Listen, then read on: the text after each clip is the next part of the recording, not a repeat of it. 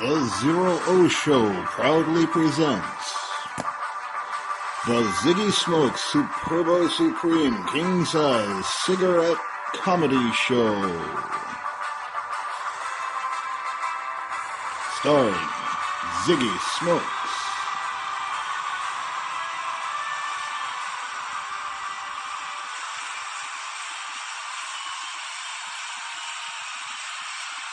Hi there. Hey, hello, welcome. Welcome one and all. Come on inside and get cozy. Welcome to the show. Hello. Hey everybody, by which I mean you. Welcome to the ZERØ Show's Ziggy Smõx Superbo Supreme King Size Cigarette Comedy Show vignette. This vignette is brought to you by Superbo Supreme King Size Cigarettes. Tired of paying for expensive chest x-rays? Try Superbo, the only cigarette with an all-natural, biodegradable, renewable filter at both ends, and filled in between with the most exquisite tobacco on earth. You can't smoke them. Superbo Supreme King Size Cigarettes. Also available in menthol. Try them today. Get luxury and pleasure. Get Superbo. I'm Ziggy Smõx, and we've got an exciting show for you today. We're going to meet a superdimensional being and learn the true meaning of 42 through literary juxtaposition of situational symmetry presented plain as day in the original text, not the subtext, of Douglas Adams's beloved classic sci-fi novel, The Hitchhiker's Guide to the Galaxy. We didn't know any of this was going to happen at the start of the show, which opened, like any respectable vaudeville show, with a dummy act. In old vaudeville, the dummy act would be a mute performance that could be anything from a mime to a dance to the construction of a car on stage, with the finale of driving it off the stage. This particular show began with a performance of interpretive human motion as dance by Sphere 2 3DO.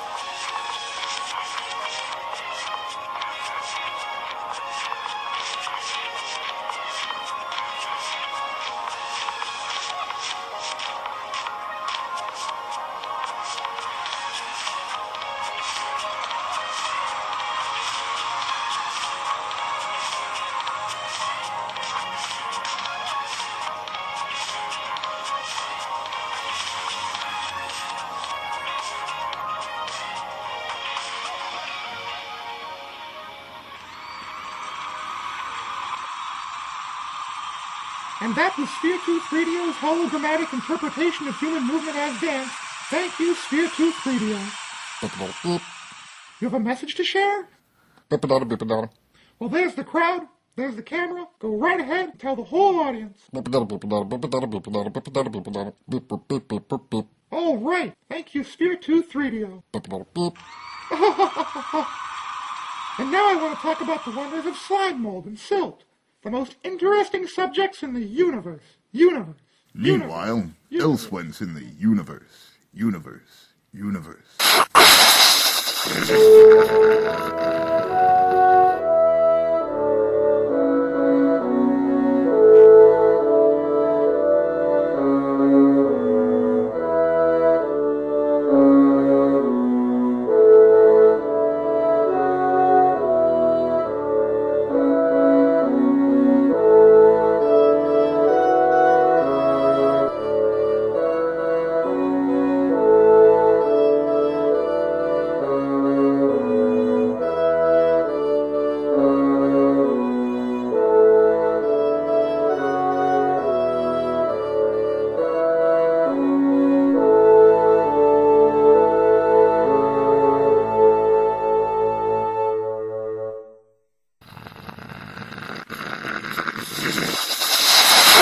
back at the studio. So through the flow of streams, creeks, rivulets, and other tributaries, soil, sediment, and tiny pebbles, even flakes, flecks, and specks of gold and What was that? Felt like a gravitational wave brought on by the collapse of the construct that makes up the entire Hubble ultra-deep field through a Solaronite strange matter entanglement quantum tunneling temporality paradox. Uh-oh, this is not good. Now it looks like an interlocuting hyperspatial flux inverse square portal is opening through a rift in a ruptured cosmic string passing right here through the studio, induced by the energy that was output as that gravitational wave. It's a wrinkle in space-time, constituting itself as a macroparticle. What in the whole of space and time? Oh wow, I'm on the Ziggy Smõx show. Hello everybody out there. Oh my! Ladies and gentlemen and whoever and whatever and wherever else. Even you canine caning bondage dogs. Everybody, looky-loo who we got here. Via apparent transversal hyperspace teleportation, it's Super D, the superdimensional 48-cell equilateral triangular octagon-based metabiophysical crystalline entity from out of space. Things may just have gotten a little bit eldritch.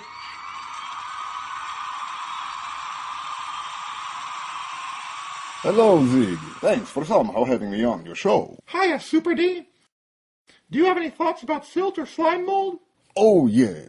When I think about silt and slime mold together, I think of swamps and bogs, the shores of which are homes to various slime molds that matriculate into schools of various classes, which can subinter beneath the peat and pump out air, which gives bogs their preservative qualities. This process also draws bed soil up and out onto the edge of the swamp, which is what gives the swamp its gooey quality. As the silt interacts with subsurface pond scum and creates layers of silt within the water, allowing the pond scum to organize biomally in sheets or planes, which is very similar to the biolumitic subspace state of reality through which I was construed by the forces of normal space and time, and by the forces of nature herself, to scroll through the infinitude of dimensionality, seeking a companion to whom I am not utterly boring, and by whom I am not utterly bored. Hard to bore me, though. I mean, slime mold interfacing with silt is just the peak of the iceberg as far as my interests go. Well, for me, it all starts and ends with silt and slime mold. And that's probably why my show is so popular. Who shut out the light? Hey, can we get this back up and running? There we go. We had a minor issue there, but we'll be back in business as soon as we get all the lights turned on. But I was going to say that for me, it all starts and ends with silt and slime mold. Probably why my show is so popular. Well, for me it goes on to developing self-replication and multicellular life and membranous skin tissues and organ tissues combining in multi-chemical states, containing volatile compounds safely away from biologic constructs, with kingdoms deviating between plant and animal, developing musculatures and hunting skills used for survival, and phylums deviating between spined and spineless, and neuronal interactions building into brains with nervous systems and eyes, evolving bones and bodies into niche-ready constructs capable of limited living with and in the environments they encounter, developing class distinctions, deviating between mammal and reptile, and growing hair and giving milk, raising young like parasitic outgrowths of living tumors, clinging and screaming and devouring off the host parent, and developing prehensile phalanges, and then order deviating between primate and rodent, developing a larger body and brain casing, and family deviation between monkeys and apes, and developing basic language and community, and then genus deviating between upright apes and knuckle-walker apes, and species deviating between Bigfoots and people who developed computers, specifically for the advancement of display graphics for cereal boxes, and then to start wondering about the sex lives of cereal box mascots. Thank you, Sphere 2 3DO. 42? Well, of course. It's Arthur Dent's quest for T. To understand 42, you must understand T, which occurs nowhere in the galaxy but on Earth. That means the infinite improbability drive was originally built on Earth by giving a finite improbability drive a cup of tea. That's why the Vogons had to destroy Earth, why Zaphod authorized the demolition of Earth, so that nobody could ever get their hands on tea, and thereby another infinite improbability drive. Arthur even inputs everything he knows about tea into the Nutramatic, and it actually needs to take over Eddie, the shipboard computer, to work out the calculations, but it cannot, in the end, make tea. because Earth was destroyed, because T is so useful to producing infinite improbability, a subject of which I seem to be, a living transpirance. This is further made clear by the fact deep thought talks, and has no visual display, so statements are up to the interpretation of the listener. And when Arthur goes with Slarty Barfast to learn about the history of the Magrathean endeavor to invent Earth and find the solution to the question that is 42, everything is colored and numbered, and a desktop covered with drawing tools makes no mention of writing tools. So we can see the Magratheans are an illiterate species who must interpret meaning only through inference based on what that which is spoken sounds like. Deep thought never displayed the number 42 on the screen to be read. It said 40. A pause. 2. Remember that a pause in speech is a comma written. Just before the Earth is destroyed, Arthur is taken to the pub for 6 pints of bitter, but all he really wants to do is sit down with his friend Ford and talk everything out over tea. The question, which is most satisfactorily answered by 42, given this new outlook, is 2 for tea? Go on and ask me. 2 for tea? For tea, 2. Wow. Well, there you have it. 42 is just a basic juxtaposition about sharing and commiserating and explaining ourselves to each other over snacks and brewed drinks. Douglas Adams was a genius. Thank you, Super D. Oh, and I think Sphere 2 3DO has a follow-up question for you.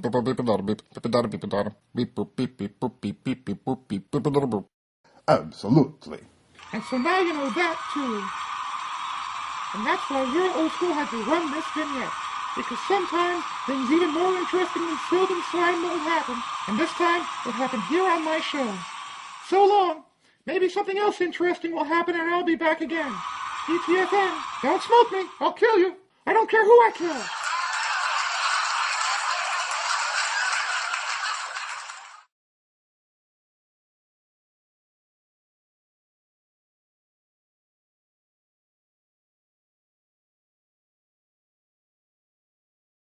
So I'm doing the Ziggy Smõx show, and I'm going to record the voice for Sphere 2 3DO. Beep boop beep boop beep boop.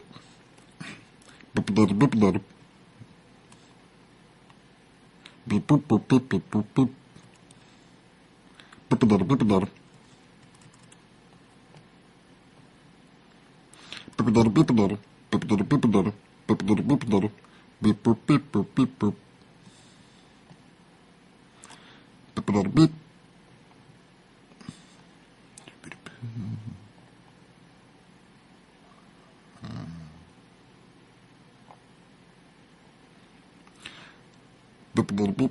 beep beep beep beep beep beep beep beep beep beep boop beep. Beep beep beep beep beep beep beep boop beep beep beep beep. Beep boop beep boop beep beep beep beep beep boop beep beep. And I guess that's all of that. That was the voice that I decided to use for this character.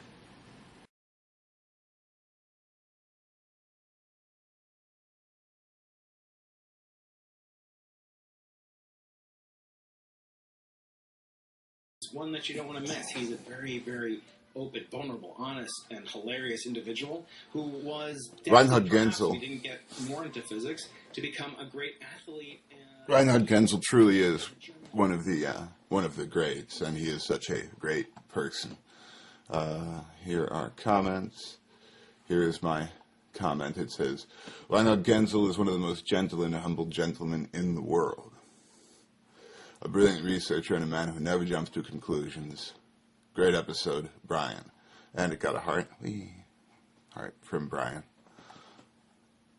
And his reply was, I agree, thank you very much. And then at the top we've got, Brian Keating asked this question, are wormholes real or just hype? And I put in this reply. It depends on how you choose to define hyperspace and how you choose to define distance and time.